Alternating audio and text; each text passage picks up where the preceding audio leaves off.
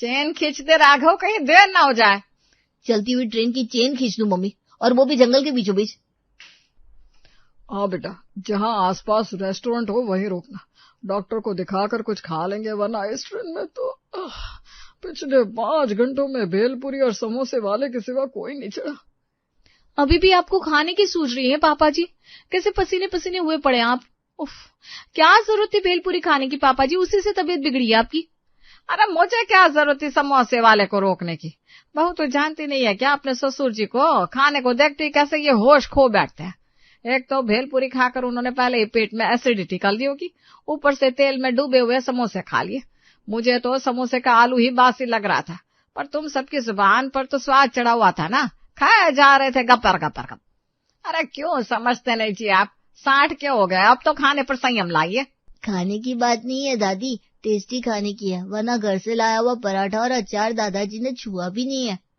हाँ, बस करते रहोगे या मुझे डॉक्टर तक लेकर जाओगे तुम सब? अरे मरोड़े उठ रहे हैं मेरे पेट में। बेचारी नियति, उसके माथे पर तो सलवटे आ गई थी और गला सूख गया था। एक तरफ खिड़की के बाहर वादियों को देखना, तो दूसरी तरफ कराहते ससुर को। हे माँ अम्बे, अब तू ही रास्ता दिखा। मैं आपको कैसे रास्ता दिखा सकती हूँ? मैं कोई लोको पायलट थोड़ी ना हूँ। Sorry what? अभी आपने कहा ना, अम्बे रास्ता दिखाओ, मेरा नाम अम्बे है। नियति अपने सर पर हाथ मार लेती है।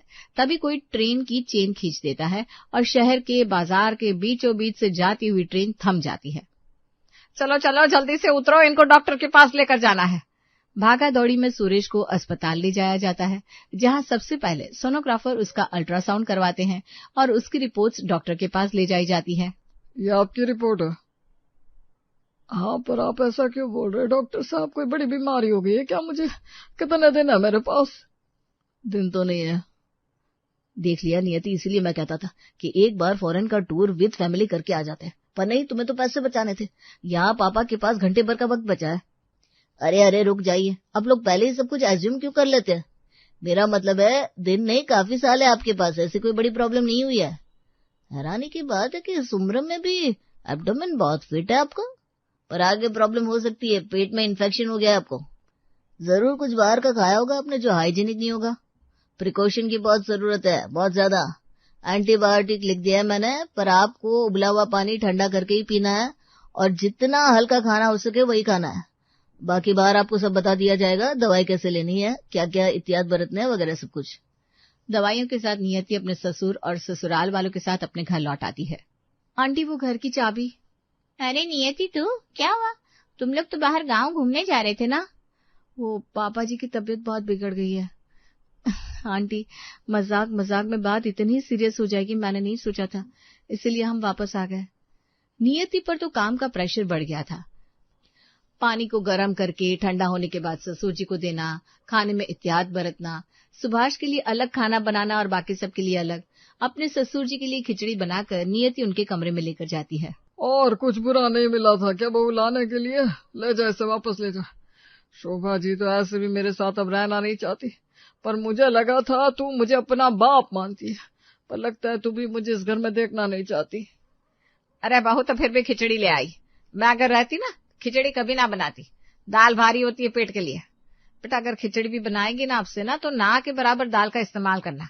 मैं तो कहती हूँ सादे चावल में ही सीटी लगा दे और माड़ का चावल बना दे, खाने में आसानी भी रहेगी और पेट के लिए भी हल्का रहेगा। खिचड़ी का प्लेट अपने ससुर जी के कमरे में रखकर नियति बाहर आ जाती है। नियति के पीछे शोभा, तेजस और राघव भी रसोई में पहुंच जाते हैं।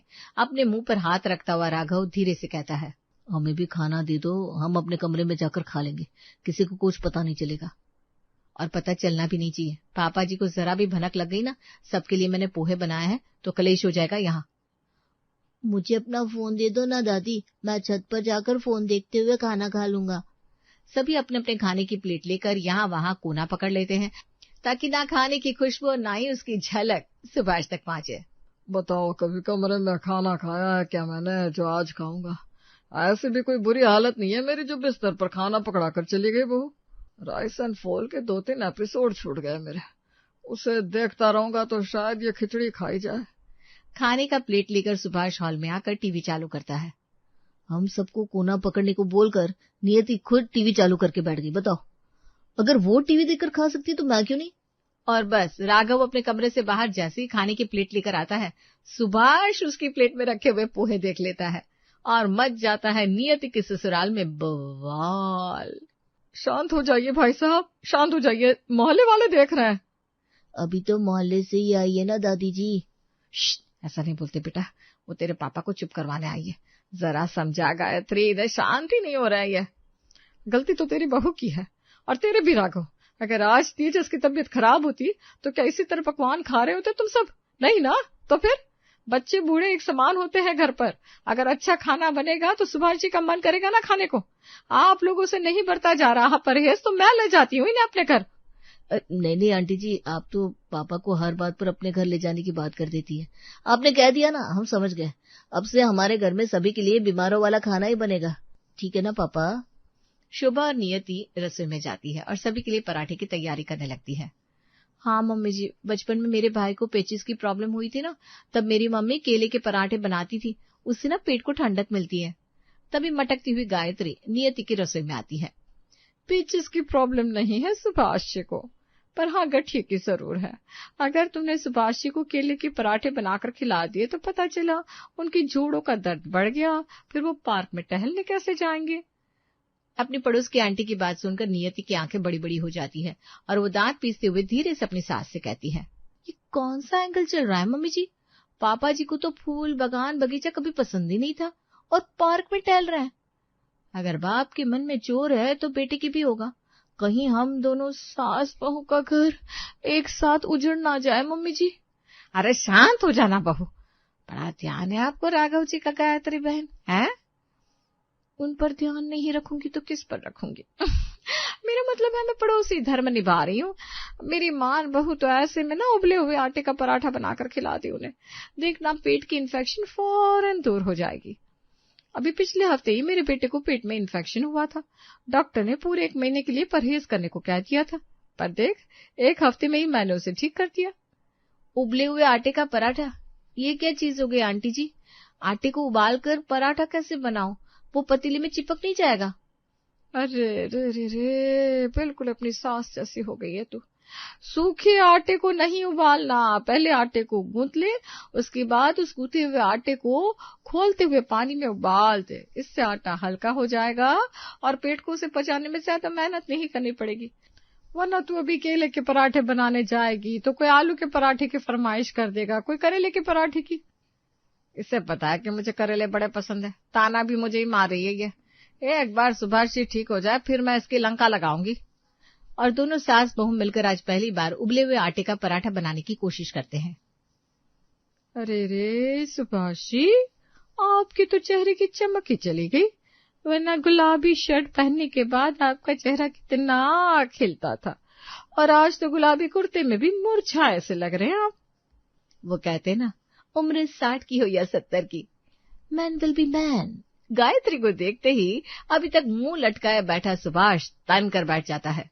ऐसी कोई बात नहीं है गायत्री जी, वो तो मैं बस सफर की थकावट कम कर रहा था।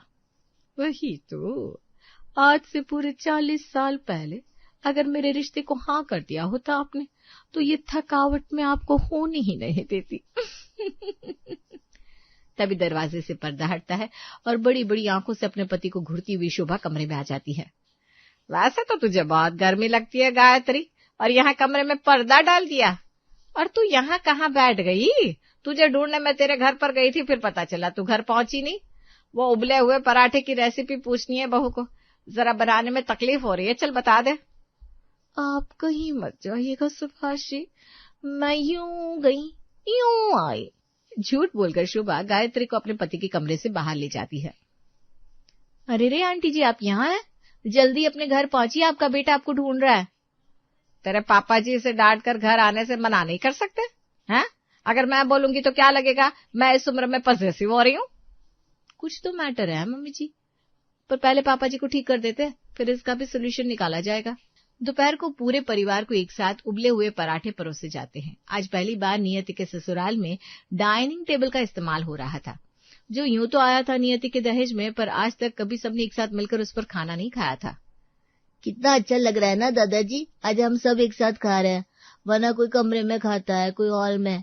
कोई चलते फिरते प्लेट लेकर घूमते हुए किचन में खाता है। हाँ बेटा, अच्छा तो लग रहा है कि सब साथ में बैठे हुए हैं, पर शायद तेरी माँ मुझे पराठे के साथ सब्जी देना भूल गई है। आपको स्टमक इन्फेक्शन है ना पापा, इतने हैवी एंटीबायोटिक्स चल रहे हैं, आपके लिए ये उबले हुए पराठे बनाए, और हम सब भी तो यही खा रहे हैं, आज आपको यही खाना पड़ेगा। अरे सब पता है मुझे, मेरे सामने तो तुम सब ये उबले पराठे लेकर बैठ गए, पर मेरे यहाँ से जाते ही पिज्जा मंगा कर खा लोगे, फिर मेरा क्या? अरे मुझे नहीं खाना ये पराठा। ठीक है, तो एक काम कीजिए, बाहर जाकर समोसे कचौड़ियां खा लीजिए, उसके बाद तबीयत और बिगड़ गई ना तो मुझे मत कहने आइएगा। आपसे समझदार तो मेरा 11 साल का तेजस है। आपके लिए बने पराठे ये बच्चा खाने को तैयार हो गया, पर आपसे नहीं खाया जा रहा है। मैं जा रहा हूँ गायत्री जी के घर में, उनकी बहू ने अच्छा खाना बनाया होगा, वही खा लूंगा। ये कहकर सुभाष गुस्से में घर से निकल जाता है। देख रही हैं मम्मी जी आप, इस उबले हुए पराठे का आइडिया दिया तो हमें गायत्री आंटी ने, और पापा को उनसे ही टेस्टी खाने की उम्मीद है। सोचने वाली बात है नियति कि एक हफ्ते पहले ऐसा ही पेट दर्द गायत्री आंटी के बेटे को हुआ था, और अभी पापा को। रात को तो पापा ने कुछ भारी भी नहीं खाया था। डिनर के बाद कॉलोनी में टहलने गए थे और सुबह उठते ही हम ट्रेन में चढ़ गए। एक बाहर का समोसा खाकर उनका पेट इतना खराब कैसे हो सकता है? इन्फेक्शन को फैलने के लिए कम से कम 10-12 घंटे का समय तो चाहिए। ये सारी बातें सुनकर शुभा वहीं फूट फूट के रोने लगती है। नहीं नहीं मम्मी जी, आप रोइए मत, आप तो बस ये सोचिए कि इस उबले हुए पराठे को पापा जी को खिलाना कैसे, बाकी मैं देखती हूँ। यहाँ शुभा के घर में रोया कुकी मच रही थी तो वहाँ गायत्री की तो बल्ले बल्ले हो रही थी। सारा खेल रचा दिया है मैंने प्रेम, उबले हुए आटे की पराठे को खाना इतना आसान है क्या? बहुत मुश्किल है बाबा, बहुत मुश्किल है। वो भी बिना मेरी सीक्रेट चटनी के। पर मेरी बात मानकर दोनों सास बहुएं लग पड़ी। खाने में बेस्वाद पराठे देखकर सुभाष जी गुस्सा हो जाएंगे और फिर आएंगे हमारे पास, और हम उन्हें खिलाएंगे स्वादिष्ट स्वादिष्ट पकवान, जिससे उनकी तबीयत और खराब हो जाएगी। और फिर उनके घर वाले आएंगे हमारी मदद मांगने, और तब मैं निकालूंगी अपना अस्त्र, तंदूरी चटनी की रेसिपी। हाय हाय मम्मी जी, पर इतना ड्रामा करना ही क्यों है? हरी तंदूरी चटनी का आइडिया अभी भी तो दे सकती हैं आप। बेचारे अंकल जी ऐसी हालत में मसालेदार खाना खाएंगे तो तबीयत और नहीं बिगड़ जाएगी। वही तो मैं चाहती हूँ, ताकि उनकी हालत देखकर उनके परिवार वाले मुझसे मदद मांगने आए।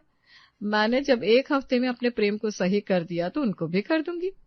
इस विश्वास से जब वो मेरे पास मदद मांगने आएंगे, तब तंदूरी चटनी के बदले में मैं उनसे प्रेम की नौकरी की बात कर लूंगी।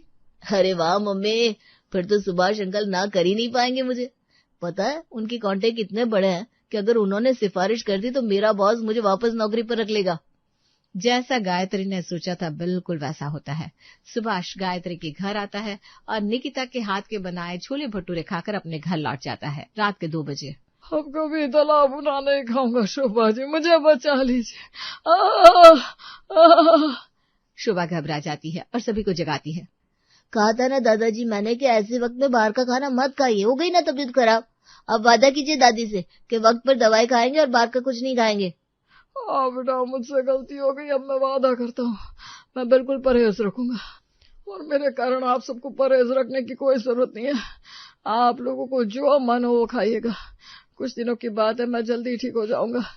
अगली सुबह नहा धोकर सुभाष खुद अपनी बहू से उबले हुए पराठे बनाने को कहता है। बड़ा बुरा लग रहा है मम्मी जी, सभी के लिए आलू प्याज के पराठे बन रहे हैं और पापा जी के लिए उबले आटे के पराठे। वो इसी के लायक है, बड़ी प्यारी है ना अपनी पड़ोसन। वही पड़ोसन का बताया हुआ नुस्खा है, अब खिलाओ ना उबले हुए पराठे। खाने की टेबल पर जहां सभी लहसुन की चटनी के साथ बटर वाले आलू के पराठे का मजा उठा रहे थे, वहां बेचारे सुभाष को उबले हुए पराठे खाने पड़ रहे थे। इसी तरह 2 दिन निकल जाते हैं। बेचारे पापा जी, उबले हुए पराठे अब उनसे खाए भी नहीं जा रहे। पहले 2 पराठे खा रहे थे, आज तो सिर्फ आधा पराठा खाया। ऐसे कैसे होगा?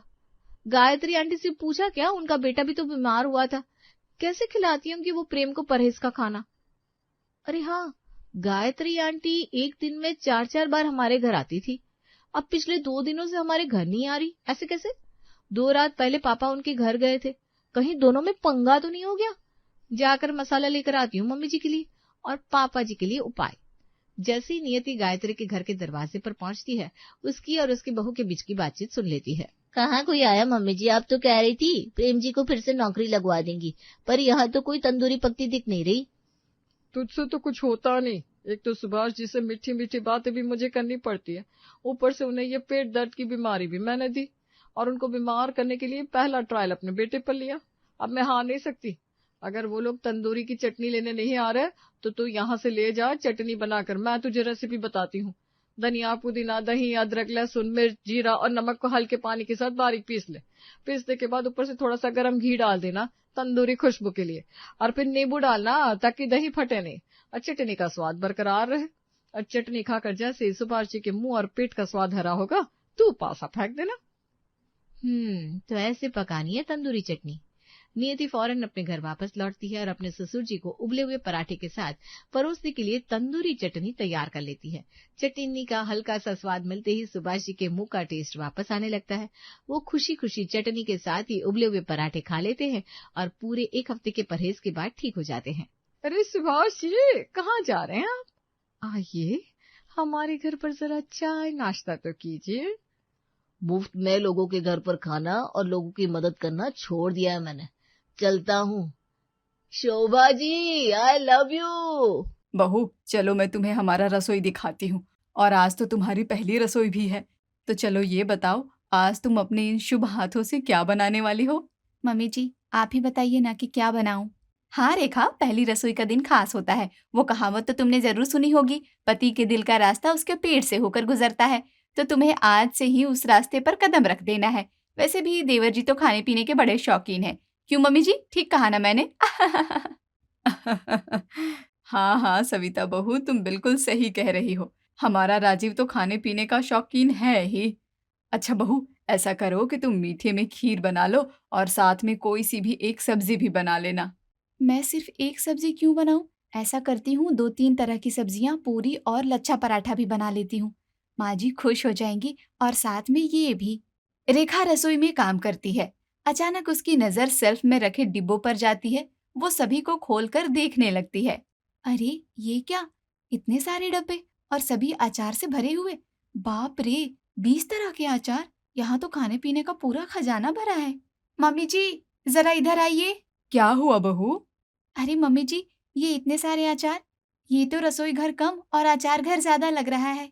हाँ बेटा, यही तो हमारे घर की खासियत है। सबको अचार का बड़ा शौक है। ऐसा बोलकर सरला देवी ने रेखा को किचन से सटे स्टोर रूम का दरवाजा खोलकर दिखाया। अरे मम्मी जी, ये पूरा स्टोर रूम तो खाने पीने के सामान और अचार से भरा पड़ा है। मैंने एक साथ इतनी वैरायटी तो कभी नहीं देखी। ये सब आता कहाँ से है मम्मी जी? अरे बेटा, हमारे घर में सभी को खाने पीने का बड़ा शौक है। हमारा परिवार भी बड़ा है, तो जो भी बाहर जाता है वहाँ का कुछ न कुछ जरूर लेकर आता है। तभी तो इस घर में हर जगह स्वाद ही स्वाद बिखरा पड़ा है। जो भी रिश्तेदार आता है ना, वो अपने शहर का अचार या फिर खाने पीने का सामान लेकर आता है। कोई कानपुर से नींबू लाता है, कोई पंजाब से सरसों का, कोई गुजरात से मीठे आम का। शुरू से यही रिवाज है हमारे घर में। हाँ हाँ बहू, अब तू आदत डाल ले। हमारे घर का यही रंग है। और बहू, हम लोग सभी खाने पीने के बड़े शौकीन हैं, तभी तो घर में इतने डिब्बों की भरमार है। भाभी, हमारे यहाँ बिना अचार के खाना को अधूरा समझा जाता है। बिल्कुल, और आज तुम्हारे हाथ का खाना हमारी इस अचार की सेना से टक्कर लेने वाली है। देखते हैं रेखा, तेरे हाथ की बनी खीर और सब्जियां अचार की भीड़ में कितना चमक पाती है। भाई, मुझे तो पूरा भरोसा है कि आज सब कहेंगे बहू के हाथ में जादू है। सुनो रेखा, तुम खीर के साथ 2-4 सब्जियां भी बना लेना, ताकि सबको तुम्हारे हाथ का स्वाद याद रह जाए। जी राजीव जी, ये बात मैंने पहले ही सोच लिया था, आप चिंता मत करिए। और ध्यान रहे भाभी, खीर मीठी तो हो, लेकिन इतनी भी मीठी नहीं कि चाशनी बन जाए जिसे मैं खा भी ना सकूं और मुझे भागकर स्टोर रूम के डब्बों के पास जाना पड़ जाए। अरे दीपक, तू और खीर छोड़कर भागे? ऐसा हो ही नहीं सकता। खीर चाहे जैसी भी हो, तू कटोरी भर के खा ही लेता है चटोरा। थोड़ी देर बाद सब डाइनिंग टेबल पर बैठते हैं।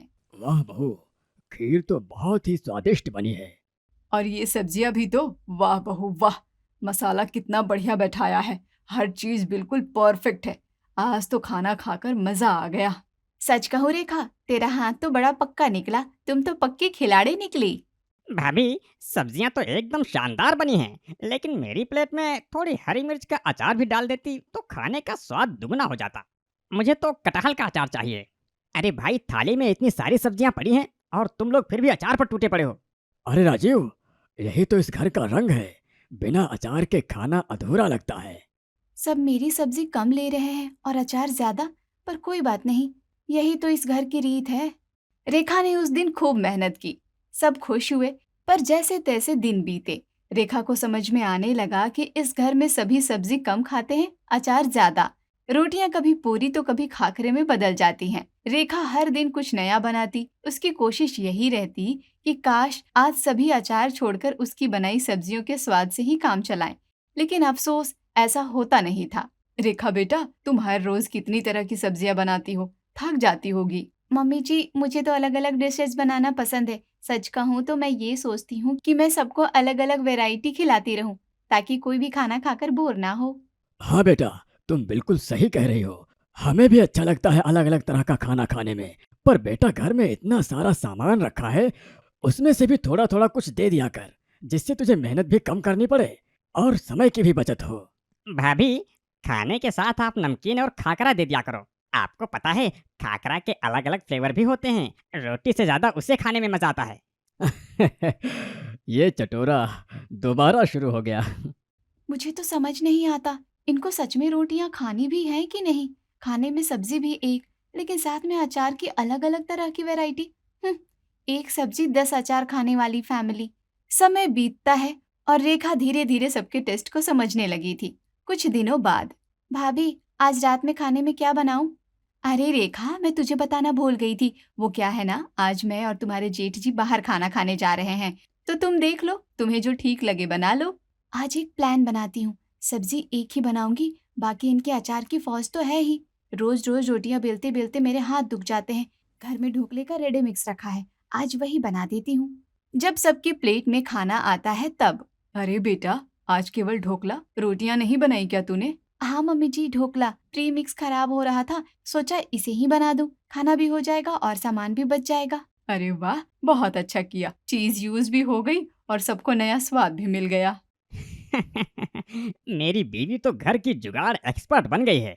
धीरे धीरे बहू के दिमाग में जुगाड़ एक्सपर्ट बनने का आइडिया आ गया और फिर शुरू हुआ काम चोरी विद स्टाइल का सिलसिला।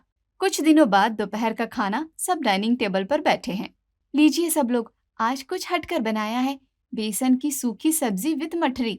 कुछ अलग हटकर, मठरी के साथ सब्जी खाइए, बहुत कुरकुरी है।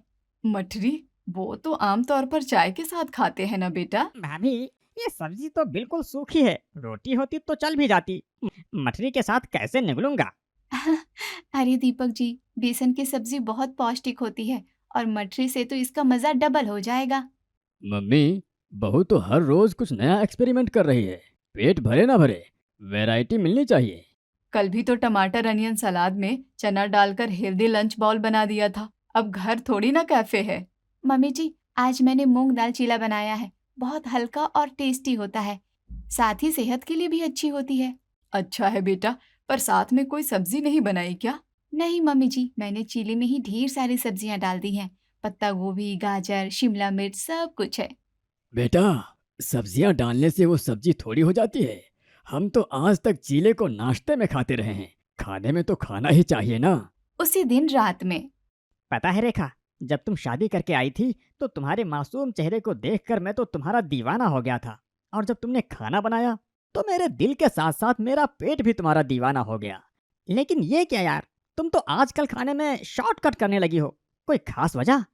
क्या यार, आप भी जब देखो खाने की बात करते हो, कुछ रोमांटिक बातें भी तो कर लिया करो कभी। ये कहकर वो बात टाल देती है। ऐसे ही कुछ दिन बीत जाते हैं और फिर एक दिन खाने की टेबल पर सब बैठे हैं। आज मैंने रोटियां बनाई थी और साथ में मसालेदार आलू रखे थे, लेकिन वो सब फेंकने पड़े। पता नहीं कैसे उसमें कीड़ा गिर गया, तो मैंने सोचा आज के लिए बस रोटियां ही काफी हैं। रेखा बेटा, सिर्फ रोटियां कौन खाता है? तुमने सब्जी बनाई भी थी या बस यूं ही बोल रही है? नहीं मम्मी जी, बनाई थी ना। अच्छा, एक काम करती हूँ, फ्रिज में जो टिंडे का अचार रखा है ना, वही ला देती हूँ, रोटी के साथ वही खा लेंगे। वैसे भी बाबूजी को रोटी के साथ टिंडे का अचार बहुत पसंद है। अब तो लग रहा है भाभी के लिए पका पकाई का मतलब है जो भी पड़ा है परोस दो। तू ठीक कह रहा है, रोज कोई ना कोई नई कहानी होती है इसके पास। एक दिन खाकरा, एक दिन चीला, एक दिन मठरी, अब सिर्फ रोटियां। सभी घर वाले रेखा की आदत से परेशान हो चुके थे, लेकिन कोई कुछ नहीं बोल रहा था। एक दिन सुबह खाने के टेबल पर, लीजिए मम्मी जी, आज रोटियों की जगह मैंने खाखरे रख दिए हैं। गुजरात से आया था ना वो मसाला वाला खाखरा, सोचा स्वाद भी थोड़ा नया हो जाएगा और काम भी हल्का। अच्छा है बेटा, लेकिन रोटियां नहीं बनाई क्या? नहीं मम्मी जी, सोचा कुछ अलग हो जाए आज, वैसे भी खाखरे रखे रखे नरम हो रहे थे। रोटियां बेलने से बच रही है बहू रानी, नया स्वाद नहीं, नई आदत बन रही है इसकी तो। शायद अब अचार के साथ खाकरे ही पराठों की जगह लेंगे। हर दिन रेखा अपनी नई नई करस्तानियों से सबके नाक में दम करती जा रही थी। इसी तरह एक दिन खाने के टेबल पर, आज मैंने पुलाव बनाया है रेडी मिक्स मसाले से, इतना बढ़िया टेस्ट है कि किसी होटल से कम नहीं लग रहा। पुलाव अच्छा है भाभी, लेकिन इसके साथ कोई सब्जी नहीं बनी क्या? अरे वही तो, पुलाव ही काफी है। ऐसा करो ऊपर से अचार रख लो, सब्जी मिस ही नहीं करोगे। लगता है अब रोज कुछ नया जुगाड़ चलेगा रसोई में।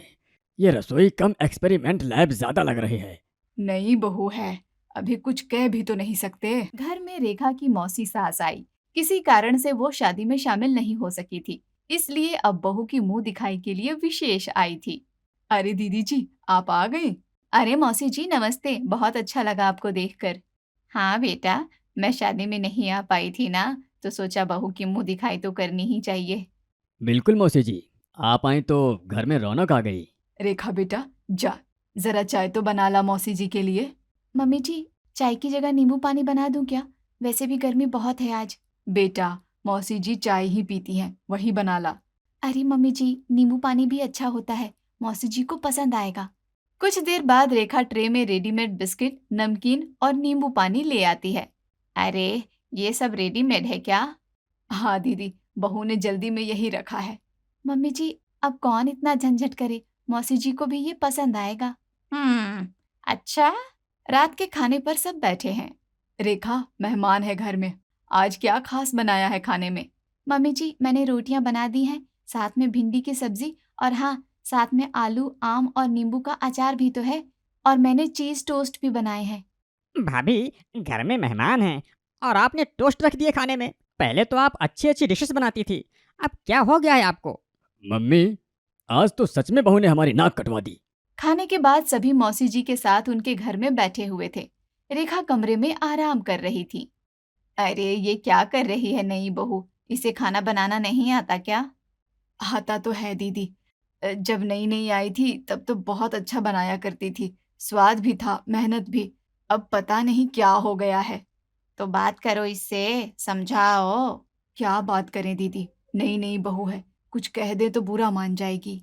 पास ही खड़ा रेखा का पति ये सारी बातें सुन रहा होता है और मन ही मन रेखा को सुधारने की सोच लेता है। अब तो बेटा तुम लोग रेनोवेशन का काम शुरू कर दो, वो तो शादी की वजह से अटक गया था ना। हाँ मौसी जी, अब मैं रिनोवेशन का काम शुरू करूंगा। सभी अपने अपने कमरे में चले जाते हैं। रात को खाने के बाद मौसी जी वही बात दोहराती हैं।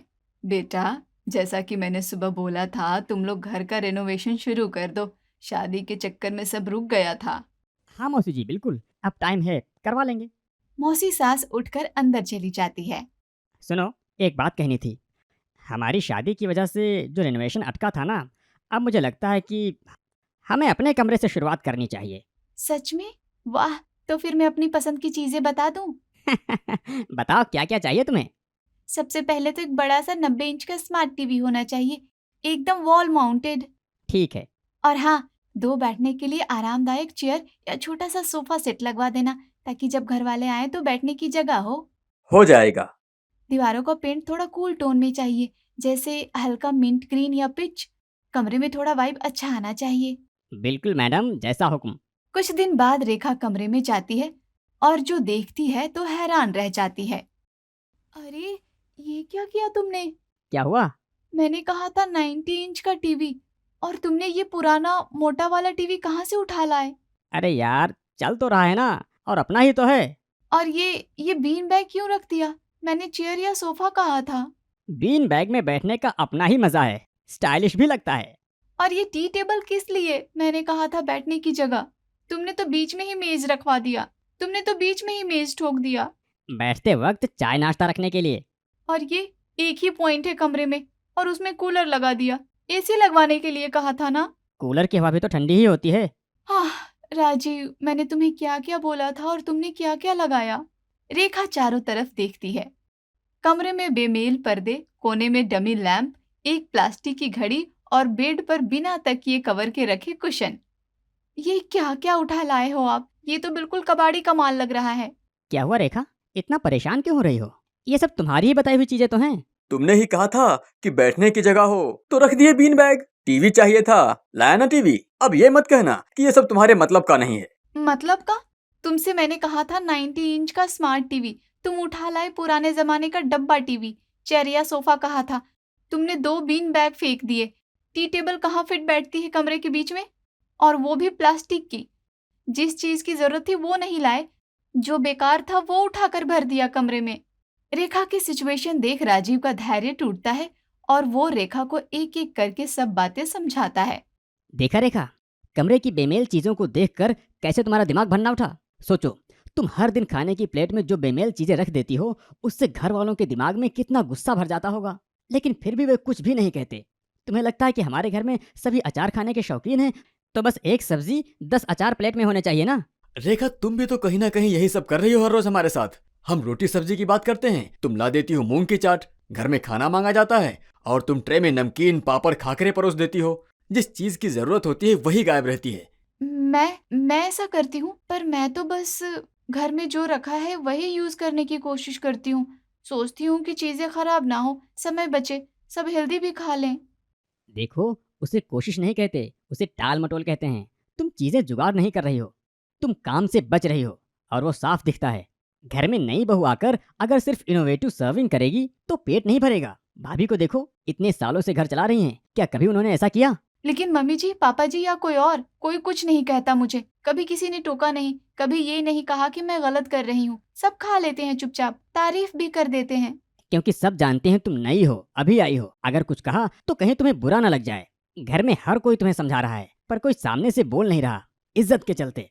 तुम ये मत समझो कि सब खुश हैं, सब सह रहे हैं। और वो जो मौसी जी के साथ किया तुमने, बहू की मुंह दिखाई के दिन ही नींबू पानी और बिस्किट का ट्रीटमेंट, कम से कम उस दिन तो घर की बनी चीजें रख सकती थी ना। तुम्हें बोला गया था कि चाय बनाओ, और तुमने हेल्दी कहकर नींबू पानी रख दिया। बाजार की नमकीन, पैकेट वाले बिस्किट, वो भी प्लेट में रखकर। मैंने सोचा उन्हें पसंद आ जाएगा, आजकल सब यही खाते हैं। नहीं रेखा, हर कोई हेल्दी नहीं, घरेलू अपनापन ढूंढता है। जिसे तुम स्मार्टनेस समझ रही हो वो दूसरों को असंवेदनशील लग रहा है। तुम्हारे लिए चीजें आसान हो गई हैं, लेकिन घर का खाना सिर्फ स्वाद नहीं, भाव भी होना चाहिए। इसीलिए सब परेशान हैं, पर कह नहीं पा रहे। रेखा पूरी तरह शांत हो जाती है। थोड़ी देर बाद सिर झुका लेती है। रेखा को अब समझ में आ गया था, जुगाड़ और जिम्मेदारी में फर्क होता है।